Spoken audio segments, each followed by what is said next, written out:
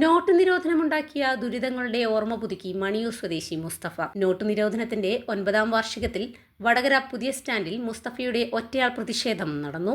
Not നിരോധനത്തെ തുടർന്ന് മൂല്യം നഷ്ടപ്പെട്ടതിനാൽ വിദേശത്തൊക്കെ പ്രതിസന്ധി തുടരുകയാണെന്ന് പ്രവാസി കൂടിയായ മുസ്തഫ പറയുന്നു.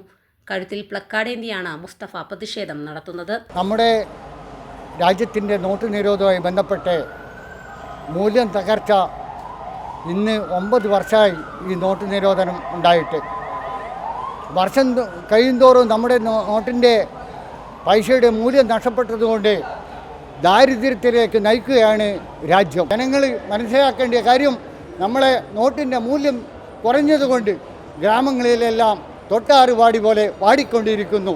കച്ചവടങ്ങളൊന്നുമില്ല, തൊഴിലുകളൊന്നുമില്ല, നഷ്ടപ്പെട്ടുകൊണ്ടിരിക്കുന്നു. അതുകൊണ്ട് പറയാനുള്ളത്, നമ്മുടെ അതുപോലെ തന്നെ സ്വർണത്തിന് വിലക്കയറ്റം ഉണ്ടാകുന്നത് എന്താണ് നമുക്ക് മനസ്സിലായി? ഈ നോട്ടിൻ്റെ മൂല്യം കുറഞ്ഞതാണ്.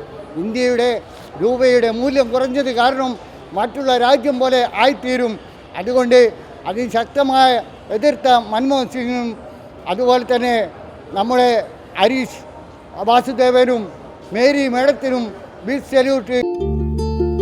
വലിയ സന്തോഷങ്ങൾക്കിടയിൽ നഷ്ടപ്പെട്ടു പോകുന്ന ചില ചെറിയ ഇഷ്ടങ്ങളുണ്ട്. ബാല്യത്തിൽ എപ്പോഴോ എന്നോടൊപ്പം നടന്ന് എനിക്കൊപ്പം വളർന്ന ചില ഇഷ്ടങ്ങൾ. ആ ഇഷ്ടങ്ങൾ സ്വന്തമാക്കാൻ എന്നോടൊപ്പം എന്നും ഉണ്ടായിരുന്ന എന്റെ family.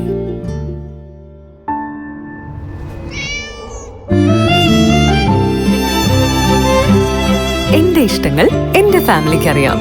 Family wedding centre, Manjeri, Vadakara, Kunnamangalam, Meppadi.